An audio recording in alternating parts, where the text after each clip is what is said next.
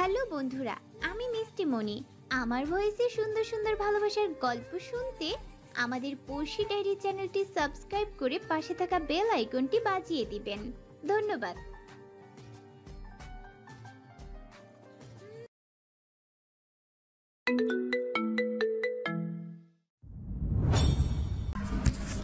Doctor Hossain, আপনার টাকের কসম দিয়ে বলছি, আমি স্পষ্ট দেখেছি উপর থেকে এক পেতনি আপনার টাকলায় ঢিল মেরেছে। বিশ্বাস করুন। হোয়াট?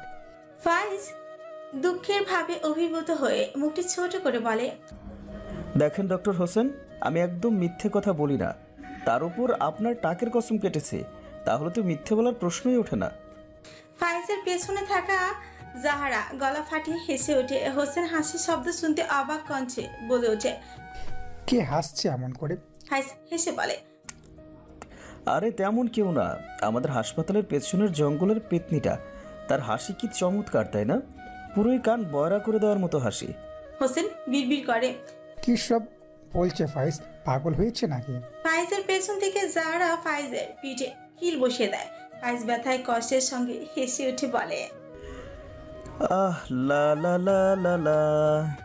যেন বোধ হলো পিয়ানোটা বেজে উঠেছে। হোসেন সন্দেহের দৃষ্টিতে চেয়ে বলে, ফাইজ, আর ইউ ওকে? ফাইজ হাসির সঙ্গে দাঁতে দাঁত পিষে বলে, না ডক্টর, আমি একদম ঠিক নেই। আপনি শুনতে পারছেন? ওই পেতনিটা আমাকে ডাকছে তাকে আদর করবার জন্য।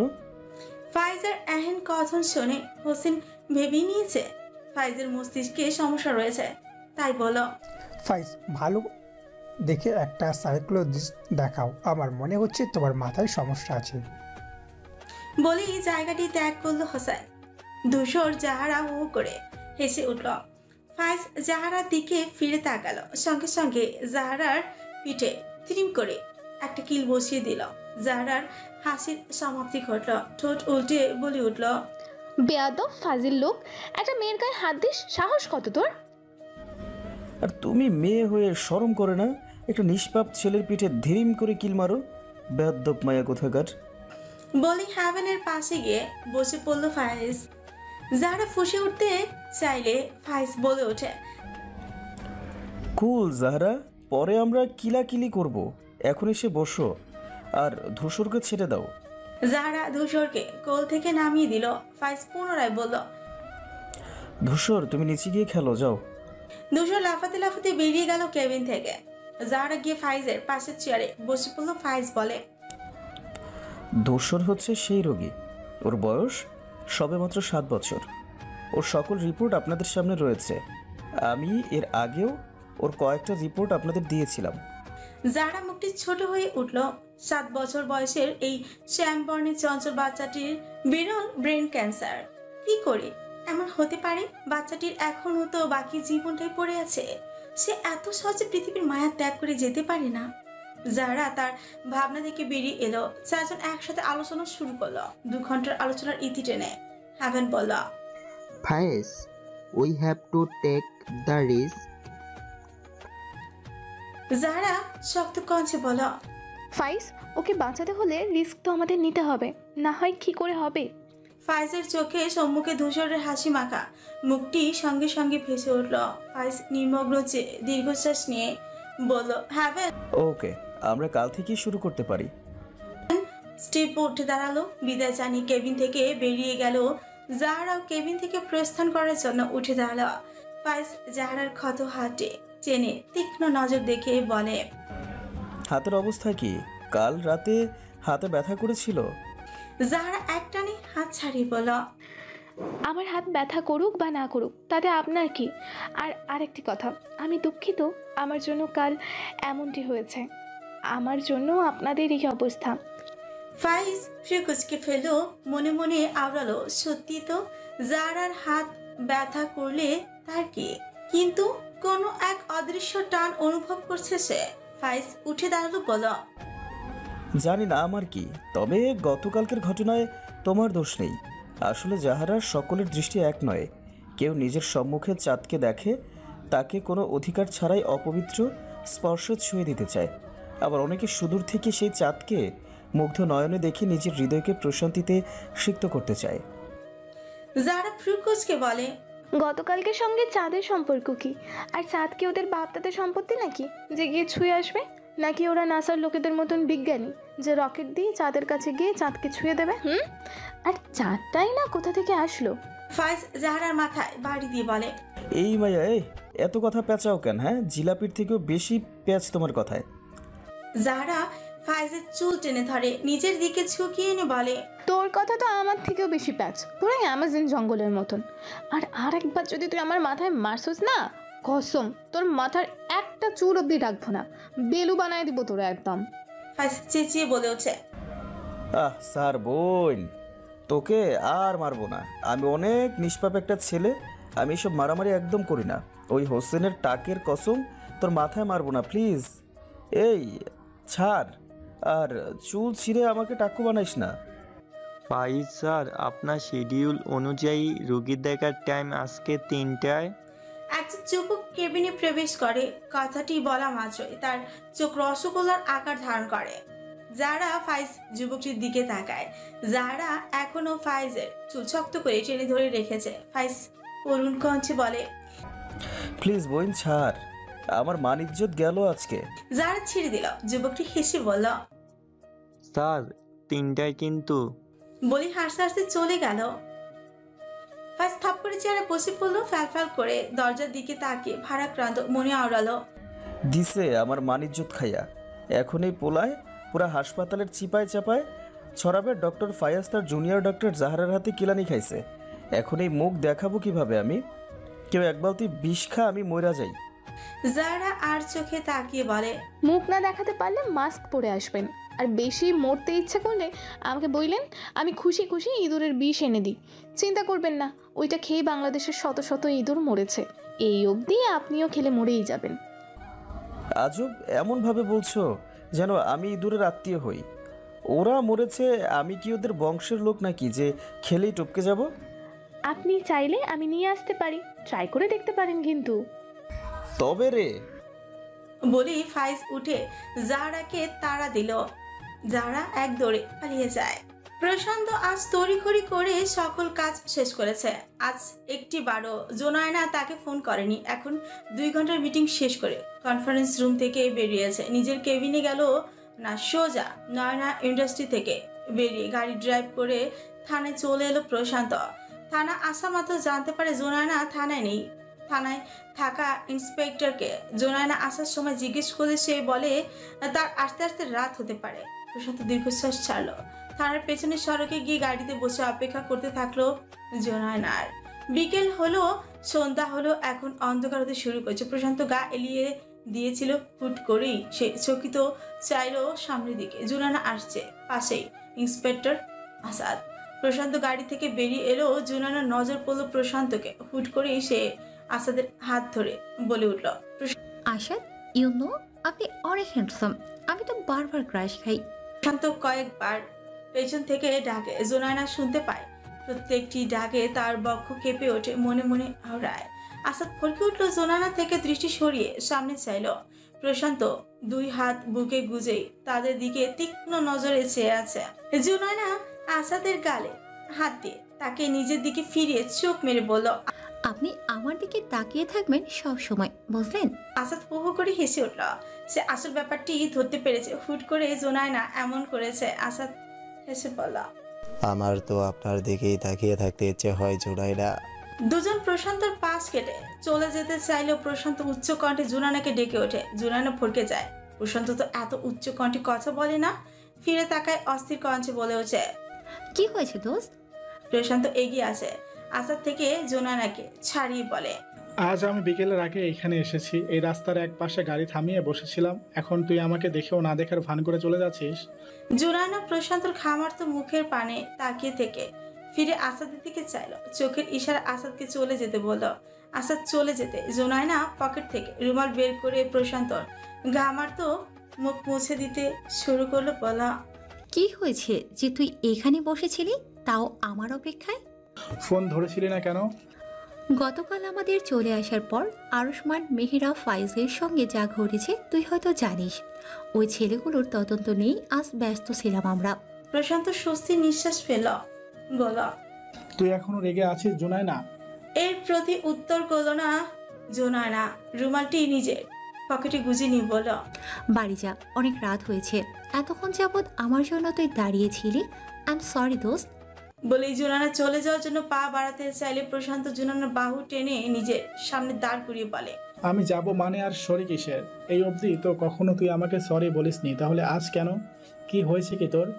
টেল মি জুনায়না, অনেক বাড়াবাড়ি করে ফেলছিস তুই। আমার ভালো লাগছে না একদম। জোনায়না প্রশান্তের মুখপানে তাকালো। তার বড্ড হাসি পাচ্ছে, মনে মনে আওড়ালো, এখন দেখো পাচ্ছ কেমন ঘোল খাওয়াই তোমাকে। এই জুনোয়না কি জিনিস এবার তুমি বুঝবে। নিজে থেকে এসে আমাকে ভালোবাসি না বলেছ, তবে আমি আমার 14 গোষ্ঠীর নাম পাল্টে রেখে দেব, বলে দিলাম। জোনায়না নিজের হাসি সংযত রেখে বলল, কোথায় দোস্ত, কি কইলাম আমি? প্রশান্ত বিরক্ত বোধ করলো, বলা, যাই হোক, গাড়িতে উঠে বস, তোকে বাড়ি ছেড়ে দেব। জোনায়না নিজের বাহু প্রশান্ত থেকে ছাড়িয়ে নিয়ে বলল, না দোস্ত, আজ আশাদের সঙ্গে বাড়ি যাব। ভাবলাম দুজন এই রাতে সড়ক রিস্কায় করে ঘুরবো। প্রশান্ত ফ্রুকুচকে ফেললো, বলল, হোয়াট ননসেন্স জুনাইনা, তুই আসাদকে কত দিনই বা হলো চিনিস যে এই সময়ে ওর সঙ্গে রিক্সায় করে রাতের সড়ক ঘুরে বেড়াবি? দেখ দোস্ত, তুই তো আমাকে পাত্তা দিলি না। আমি কাল রাতে অনেক ভাবলাম যে অনেক জ্বালিয়েছি তোকে, আর জ্বালাবো না। এবার এই জুনায়নার থেকে মুক্ত, আর তোকে মুক্ত করেছি। এখন আমার জীবনে নতুন কাউকে তো লাগবে। আমি তো আর অন্তত দেবদাসী হয়ে থাকবো না। তাই ভাবলাম আশাদকে চান্স দেয়া যায়। লোকটা কিন্তু অনেক হট দোস্ত। প্রশান্ত রেগে বলে ওঠে, একদম না, তুই ওই আসাদের থেকে একদম দূরে থাকবি। আজব কেন দোস্ত? তুই আমাকে পাত্তা দিবি না, তার উপর অন্য ছেলেদের সাথেও ডেটে যেতে দিবি না, তো করবোটা কি আমি? প্রশান্ত আমতা আমতা করে বলল, যাবে না কেন? আমরা সবাই মিলে তোর জন্য ভালো ছেলে খুঁজে আনবো। আর আমার আসাদকে পছন্দ না। জুনায়না পিড়পিড় করলো, শালা হারামি, স্বীকার করলে দোষ কি যে তুই জেলাস? প্রশান্ত পুনরায় বলল, যা গাড়িতে ওঠ। একদম না, আমার তো আশাদকে চাই। শ্যামলা হলেও হ্যান্ডসাম, আমার জন্য পারফেক্ট আছে। আমি তো ওর সাথেই বাড়ি যাব। জোর করবি না একদম প্রশান্ত। হাঁটা ধরে জুনায়না। আমার করে ডাকিস না প্রশান্ত। এই জুনায়না নিজেকে আটকে রাখতে পারবে না, পুরো প্ল্যান ভেস্তে যাবে আমার। না, প্রশান্ত শেষবার উচ্চ কণ্ঠে ডাকলো জুনায়না বলে জুনায়না দাঁড়ালো না, এক দৌড়ে চলে গেল। প্রশান্ত রেগে গাড়িতে গিয়ে উঠে বসলো, স্টিয়ারিং শক্ত করে চেপে ধরে কয়েকবার শ্বাস নিয়ে ভিড় করে বলল, উফ, আমি তো চাই ও আমার থেকে দূরে সরে থাকুক, তাহলে এত অস্থির কেন লাগছে? বড্ড অশান্তি লাগছে। না, একা ছাড়বো না ওকে, তাও কয়েকদিনের ছেলে। আসাদের সঙ্গে তো আরো নয়। প্রশান্ত গেল না। জুনায়না আসাদ বের হলে ওদের পিছু নেওয়ার কথা ভেবে নিল সে। 1 ঘন্টা পর প্রশান্ত গাড়ির পাশ দিয়ে একটা রিক্সা গেল। প্রশান্ত তীক্ষ্ণ চোখে দেখলো রিক্সায় জুনায়না ছাড়া আর কেউ নেই। আর দাঁড়িয়ে থাকলো না, ধীর গতিতে রিক্সার থেকে অনেকটা দূরত্ব বজায় রেখে গাড়ি চালালো সে। রাত বেড়েছে, খুটখুটে অন্ধকারে ছেয়ে এসেছে চারিপাশ। বিস্তর মাঠে এক কোনায় থাকা গাছের সঙ্গে দড়ি দিয়ে বেঁধে রাখা হয়েছে গতকাল রাতের সেই ছেলেগুলোকে। ছেলেগুলোর সামনে কয়েকটি হিংস্র কুকুরকে খুঁটির সঙ্গে বেঁধে রাখা হয়েছে। কুকুরগুলো হিংস্র দৃষ্টিতে চেয়ে আছে ছেলেগুলোর দিকে। বোধ হচ্ছে এখনই ছেড়ে দেওয়া হলে কুকুরগুলো ঝাঁপিয়ে পড়বে ছেলেগুলোর উপর। তোদের শরীরের উত্তেজনা, চোখের কুৎসিত দৃষ্টি, সকল কিছু মিটিয়ে দেবো আজ। আজকের পর থেকে উত্তেজনা কি নিজের পায়ে উঠে দাঁড়ানোর মতো ক্ষমতা রাখবো না তোদের। ভাবিস না মেরে ফেলবো, আমার না, তোদের মারার একদম ইচ্ছা নাই। আমি তো তোদের করুণ থেকে করুণতম অবস্থা করব। নিজেদের মৃত্যু তোরা নিজেরাই কামনা করবি। গম্ভীর কণ্ঠে এই কথাটি ভেসে আসতে ছেলেগুলো চকিত নয়নে অন্ধকারে খুঁজল কণ্ঠের উৎসকে। সঙ্গে সঙ্গে সম্পূর্ণ মাঠে কৃত্রিম আলো জ্বলে উঠল। ছেলেগুলোর সামনে দাঁড়িয়ে থাকা আরসমানও তার লোকেদের মুখ কৃত্রিম আলোয় স্পষ্ট হয়ে উঠল। কণ্ঠের উৎসই ছিল আরসমান। আরসমান কুকুরগুলোর দিকে এগিয়ে গেল, ঝুঁকে গিয়ে কুকুরগুলোর মাথায় হাত বুলিয়ে বলল, আমার আদরের সুন্দর সুন্দর কুকুরছানাগুলো ভালো করে আদর করে দিবি ওদের। ওদের উচিত শিক্ষা দেওয়ার দায়িত্ব শুধু তোদের। আকাশ মিটমিট করে হাসলো। আরসমান উঠে আসলো আকাশের সম্মুখে এসে দাঁড়িয়ে বলল, আকাশ, আমাকে যেতে হবে। তুমি তো জানো কি করতে হবে। হ্যাঁ, ওদের চিৎকার আমি মাঠের শেষ প্রান্ত থেকে শুনতে চাই। বলি হঠাৎ হলো আরসমান বড় বড় পায়ে মাঠের শেষ প্রান্তে এসে গাড়িতে ওঠা মাত্র আরুষ্মানের শ্রবণেন্দ্রিয় ভেসে আসে বিকট চিৎকার। চিৎকারের শব্দ যেন আরুষ্মানের বক্ষ শীতল করে দিয়েছে।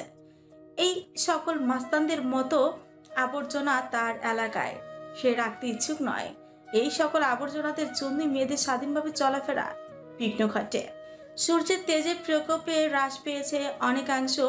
বসার ঘরের বিস্তর জানালা ভেদ করে ছুটে আসছে শীতল বাতাস। ভোরের আলো ফোটার পর থেকে আকাশ কালো মেঘের উপস্থিতি লক্ষ্য করা যাচ্ছে। গতকাল থেকে রাতে বাড়ি ফিরেনি আরুষ্মান, তা নিয়েই চিন্তিত আছেন আরুষ্মানের মা আমজাদ খান। আমজাদ খান শীতল বাতাস উপভোগ করছেন এবং টিভির পর্দায় সংবাদ দেখছেন। তার স্ত্রীর উদ্দেশ্যেই বলেন, আরে চিন্তা করো না তো, তোমার ছেলের কে কি করবে? আর আরুষ্মান বাইরে থাকলে আমার তো মনে হয় ওর না বরং অন্য কারো কপালে শনি রবি সব চলে আসে। আরুষ্মানের মা বিরক্ত হলেন স্বামীর কথা। সে চিন্তা উদ্গ্রীব হয়ে সদর দরজায় বারবার দাঁড়িয়ে বারংবার শাড়ির আঁচলের এক কোণা দিয়ে মোড়ামুড়ি করছে। তার একমাত্র আদরের ছেলে আরুষ্মান। যেদিন বাড়ি ফিরতে দেরি হয় তখনই এক এক ধরনের দুশ্চিন্তা মাথায় চেপে বসে। আমজাদ আচমকা উচ্চস্বরে হেসে উঠল, হাসতে হাসতে বলল, দেখেছ, আমি বললাম না তোমার ছেলে বাইরে থাকলে কারোর না কারো কপালে শনি রবি সব ঘন্টা বেজে ওঠে। আরুষ্মানের মা ফিরে তাকালেন, তিক্ত কণ্ঠে বলেন, কি বলতে চাইছো তুমি? দেখো নির্জন মাঠের কোনায় গাছের সঙ্গে বিধ্বস্ত অবস্থায় কয়েকটা ছেলেকে পাওয়া গিয়েছে। মর্নিং বেঁচে আছে, আর এতে আমার ছেলের কথা কেন বলছো তুমি? না, মরেনি, আধমরা অবস্থায় ছেলেগুলো। আর এসব কে বা করতে পারে তোমার ছেলে ছাড়া? তোমাকে ছাড়া আমার কাউকে সন্দেহ হয় না। তুমি আমাকে এত ভালো করে চিনো বাবা। দরজার সামনে দাঁড়িয়ে হাসতে হাসতে কথাটি বলল আরুষ্মান। আরুষ্মানের কণ্ঠের ধ্বনি কর্ণে এসে পৌঁছাতে তার বাবা মা দরজার পানি চাইল। আরুষ্মানের মা ছুটে গেল ছেলের দুই গালে হাত রেখে বলল, কোথায় ছিলি বাবা? মা পুরো রাত জুড়ে এলাকা থেকে অনেকগুলো ময়লা আবর্জনাকে সরানোর কাজে নিযুক্ত ছিলাম। বলো, এলাকার এমপি আমি, আর আমি যদি এলাকার পরিষ্কার পরিচ্ছন্নতার দিকে নজর না দিই তাহলে কি করে হয়? আরুষ্মানের মা মলিন হেসে বলেন, দেখেছো ছেলে আমার কত ভালো। আমজাদ আর চোখে তাকিয়ে বললেন, ভালোই গুতায় তোমার ছেলেকে। আরুষ্মান হাসলো, অগ্রসর হলো তার বাবার পাশে এসে বসে বলল, ঠিক বলেছো বাবা, আমাদের মধ্যে এতই ভালো গুণ আছে যে আমাকে ভালো কাজ করার জন্য সারাক্ষণ গুতোয়। বেয়াদব ছেলে। জানি বাবা, আমি অনেক ভালো, বারবার বলতে হবে না। আগে বলো, আমার শ্বশুর বাবা লন্ডন থেকে কবে আসছে? ওনাকে দ্রুত চলে আসতে বলো। আমি আমার বউকে জলদি আমার করে এই বাড়িতে নিয়ে আসতে চাই। নির্লজ্জ ছেলে, তোর শ্বশুর বাবা আরো 2 মাস পর আসবে, এবার তুই অপেক্ষা কর। আরুষ্মানের প্রিয় কুঞ্চিত হলো থামথামে কণ্ঠে বলা, আমার শ্বশুর বাবাকে ফোন করে বলে দাও এই 1 সপ্তাহের মধ্যে টিকিট রেডি করে বাংলাদেশে আসতে, না হয় ওনাকে ছাড়াই আমি আমার বউকে বিয়ে করে ফেলবো। আমজাদ দুরুক্তি করার জন্য মুখ খুলবে, তার পূর্বে আরুষ্মান কণ্ঠে একই রেশ টেনে বলে, এটা শুধুই কথার কথা নয়, হুমকি হিসেবেও নিতে পারো। তাই জলদি আসতে বলো শ্বশুর বাবাকে, না হয় মেয়ে বিয়ে দেয়া লাগবে না, বরং একেবারে এসে নাতিপুতির মুখ দেখবে। বলেই নিচের ঘরের দিকে চলে গেল আরুষ্মান। আমজাদ বিস্মিত নয়নে আরুষ্মানের প্রস্থানের দিকে চেয়ে থেকেই বলল, এই পোলা এত নির্লজ্জ কিভাবে আমাকে হুমকি দিচ্ছে? আরুষ্মানের মা রান্নাঘরের দিকে অগ্রসর হতে হতে বলেন, পোলার বাপ যখন পোলার মাকে তুলে এনে বিয়ে করতে পারে, তাহলে এর কাছে আমার পোলার হুমকি কিছুই না। এর মুখে সঙ্গে সঙ্গে হা হয়ে গেল। আরুষ্মানের মা পুনরায় বলেন, বাপ এত বড় নির্লজ্জ হয়ে যদি ছেলেকে নির্লজ্জের উপাধি দেয়, তাহলে তা অত্যাধিক হাস্যজনক ব্যাপার, তাই না? আমজাদ মুখটি ছোট্ট করে বিড়বিড় করলেন, নির্লজ্জের কি আছে? নিজের বউকে তুলে এনেই তো বিয়ে করছি, অন্যের বউকে নিয়ে তো আর টানাটানি করিনি। এমন করে সবাই বলে যেন মস্ত বড় পাপ করে ফেলেছি। জোরানা হাসপাতালের বাইরে দাঁড়িয়ে আছে। মাঠের কোনায় গাছের সঙ্গে বেঁধে রাখা বিধ্বস্ত ছেলেগুলোকে হাসপাতালে ভর্তি করা হয়েছে। প্রত্যেকটি ছেলের অবস্থা দেখে ডাক্তার বলেছেন বাঁচার সম্ভাবনা খুবই কম। জোনায়না আকাশ পানে তাকিয়ে বিড়বিড় করে বলল, আল্লাহ থ্যাংক ইউ আমার জীবনে এমন একটা বন্ধু পাঠানোর জন্য। আমি যা করতে পারি না তা সে অনায়াসে করে ফেলে। এগুলো বেঁচে থাকার অধিকার নেই। জেলে থেকে কয়েক মাস জেল খেটে এগুলো আবার মুক্তি পেয়ে যেত, আবার নিজেদের কৃষত কাজে লিপ্ত হতো। জুনায়না পকেট থেকে ফোন বের করে আরুষ্মানের নম্বরে ডায়াল করে। ফোন করলো, শেষ রিং বেজে কেটে যাওয়ার আগে ফোন ধরলো আরুষ্মান। ওই পাশ থেকে ঘুম জড়ানো কঞ্চে বলল, কি দোস্ত, ফোন করছিস কেন? থ্যাংক ইউ দোস্ত। আরে ভাই, কিসের থ্যাংক ইউ? এমনি পুরো রাত জেগেছিলাম, সবে চোখটা লিখে এসেছিল, আর তুই থ্যাংক ইউ বলতে আমার ঘুম ভাঙালি, অসভ্য মাইয়া। জুনায়না হাসলো, বলল, আরে আবর্জনাগুলোকে এত সুন্দর করে সরিয়ে দিলি, তার জন্যই থ্যাংক ইউ বলতে ইচ্ছে করলো। আমার কলিজায় যারা আঘাত করেছে ওদের শাস্তি তো পেতেই হয় দোস্ত।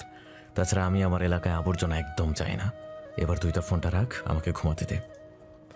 জুনায়না ঠোঁট প্রসারিত করে হাসলো, কানের কাছ থেকে ফোন নামিয়ে আনলো। ফোনের ওয়ালপেপারে দেয়া প্রশান্তর হাসি মাখা মুখখানার ছবিটি দেখে জুনায়না বলে উঠল, তোকে অনেক করে চাই প্রশান্ত, কবে যে তুই নিজে থেকে বলবি ভালোবাসি জুনায়না? তুই আমার শখের একজন ব্যক্তি প্রশান্ত। আমি বেঁচে থাকা অবস্থায় তোর মুখ থেকে ভালোবাসির কথা শুনে যেতে চাই প্রশান্ত। তোর সাথে আমার সুন্দর একটা সংসার গড়ে তুলতে চাই। সকাল থেকে ধূসরকে নিয়ে এক এক ধরনের টেস্ট করে যাচ্ছে ফায়াজ টিএম। সবগুলো টেস্ট শেষ করে ফায়াজ ধূসরকে কোলে নিয়ে হাসপাতাল থেকে বেরিয়ে এলো। নিজের গাড়ির সম্মুখে এসে দাঁড়িয়ে গাড়ির ভেতরে বসে থাকা ড্রাইভারকে বলল, চাচা, ধূসরকে ওর বাড়ি পৌঁছে দিবেন, ওকে সাবধানে নিয়ে যাবেন চাচা। আবহাওয়া দেখে মনে হচ্ছে ঝড় নামবে। ড্রাইভার চাচা গাড়ি থেকে বেরিয়ে ফায়াজ থেকে ধূসরকে নিয়ে কোলে নিয়ে বলে উঠল। ধূসর টিপটিপ চোখে চেয়ে রইল ফায়াজের দিকে। ছেলেটি মাথার যন্ত্রণায় মুখ ফুটে কথা বলতে পারছে না।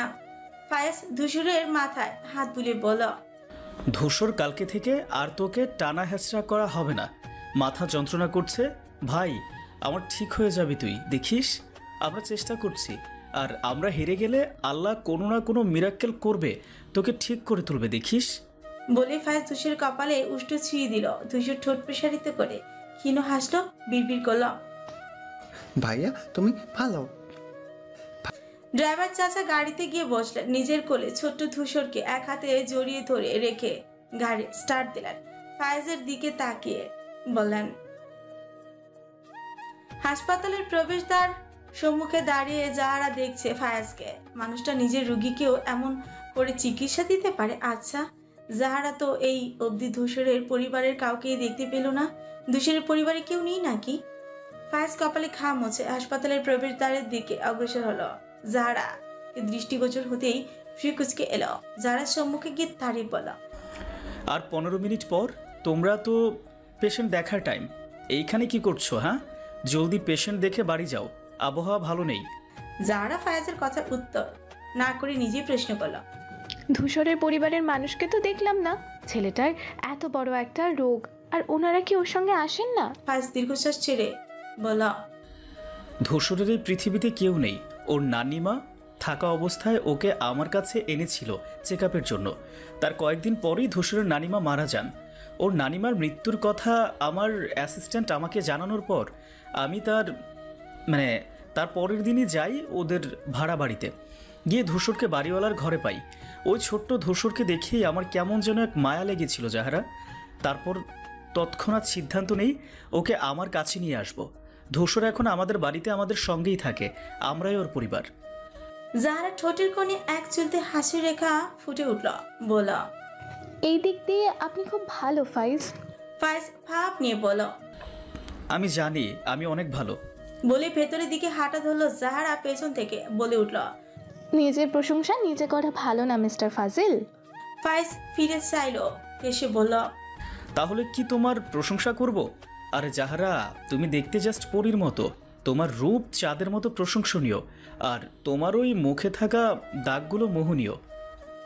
যাহারা অবাক হলো। ফাইজ পুনরায় হাসলো, বলল, একদম না, তুমি তো পুরোটাই পেতনি যাহারা। বলেই এক দৌড় লাগালো ফায়েজ। যারা রেগে ফায়েজের পেছনে পেছনে দৌড়। আকাশ ধূসর রঙের মেঘে ছেয়ে এসেছে। ধূসর রঙের সঙ্গে ক্ষীণ সাদা রং এক মিশ্রণে মুগ্ধ করে দেওয়া রং ধারণ করেছে আকাশ। আশপাশ জুড়ে বয়ে যাচ্ছে শীতল বাতাস। গাছপালা সেই বাতাসের দিক ধরে দুলছে। জনশূন্য রাস্তা ধুলোবালি উড়ে বেড়াচ্ছে। মেহেরা জানালা দিয়ে এন মনোমুগ্ধ পরিবেশ দেখে নিজেকে আটকে রাখতে পারল না। বিছানা এক পাশ থেকে ওনা নিয়ে গায়ে জড়িয়ে বেরিয়ে পড়ল। ফ্ল্যাটের দরজার নিকট আসতেই তার মা মায়া বলে উঠল, বলে, এই সময় কোথায় যাচ্ছিস মেহরা? মা, আমি বাইরের পরিবেশ উপভোগ করতে যাচ্ছি। বৃষ্টির আগ মুহূর্ত আমার কত পছন্দ তুমি হয়তো জানোই। জুতা পরে ধীর পায়ে বেরিয়ে গেল মেহেরা। মায়া চিন্তা পড়ে গেল, মেয়েটা এই অবস্থায় বেরিয়ে গেল। দুশ্চিন্তা নিয়ে নিজের ঘরের দিকে অগ্রসর হলো। তখনই দৃষ্টিগোচর হলো সোফার এক কোণে বাসে থাকা মেহেরার ফোনটি। মায়া এগিয়ে গেল, ফোনটি হাতে নিয়ে বলে উঠল, কি বেপরোয়া হয়ে উঠেছে মেয়েটা। ফোনটি বাজতে বাজতে বন্ধ হয়ে গেল, পুনরায় বেজে উঠল। মায়া রিসিভ করলো, কানের কাছে ধরতে ওই পাশ থেকে পুরুষালী কণ্ঠ ভেসে আসলো, রূপসী, আপনার হাত পায়ের কি অবস্থা? বাবা, আমি তোমার রূপসীর মা বলছিলাম। ও মা, আপনি? কে তুমি বাবা? আমার মেয়েকে রূপসী বলো, আবার আমাকে মা বলছো? শোনো বাবা, এইসব ছেড়ে দাও। আমার মেয়ের হবু জামাই আছে, সে জানতে পারলে তোমায় উল্টো করে টটকে রাখবে। ওই পাশ থেকে হাসির ঝংকার ভেসে এলো। মায়া বলো, ছেলে তুমি পাগল নাকি? হাসছো কেন? ভালো করে বলছি, শুধরে যাও। মা, আমি শুধরে গেলে আপনার মেয়ের কি হবে বলুন? আমি আরুষ্মান। মা, আমাকে চিনতে পারছেন না? আপনার মেয়েকে আমার নাম্বার সেভ করেনি? মায়া ফরকি গেল, আমতা আমতা করে বলো, ও বাবা তুমি? না বাবা, নাম্বার তো সেভ করিনি। আপনার মেয়েটা বড্ড জ্বালায় আমাকে। যাই হোক, মা কোথায় সে? তার হাত পায়ের কি অবস্থা? আরে বাবা বলো না, এই ঝড়ের আগ মুহূর্ত উপভোগ করবে, সে একাই বেরিয়ে গিয়েছে। কি বলছেন? ওকে একা একা কেন ছাড়লেন? ও তো ভালো করে হাঁটতেও পারে না। ওকে আটকে রাখতে চাইলেও এই মুহূর্তে ও কারো কথা শুনতে চায় না বাবা। মা, আপনি চিন্তা করবেন না, আমি দেখছি। মেয়েরা খোলা কেশ এই শীতল বাতাসে এলোমেলো হয়ে উঠছে। নিজেকে এই শীতল বাতাসে সিক্ত করে নিচ্ছে মেয়েরা। খিলখিল করে হাসছে সে। ধীর পায়ে এক এক কদম ফেলছে। হঠাৎ একটি খালি রিক্সা নজরে পড়তে মেয়েরা উচ্চ কণ্ঠে ডেকে উঠল, এই যে মামা, যাবেন? রিক্সা চালক রিক্সা ঘুরিয়ে মেয়েরার সামনে এসে থামালো, বলল, কোথায় যাবেন? মামা, নির্দিষ্ট কোনো জায়গায় না, আপনি আমাকে যেদিকে ইচ্ছে সেদিকে ঘুরিয়ে আনবেন। কিসব বলেন? বৃষ্টি নামবো আর আপনি এইসব বলতেছেন? প্লিজ মামা, চলুন না। আপনি যত ভাড়া চাইবেন আমি ততই দিব। রিক্সা চালক মানতে চাইলো না, বিরক্তি করলো। মেয়েরা পুনরায় অনুরোধ করলো।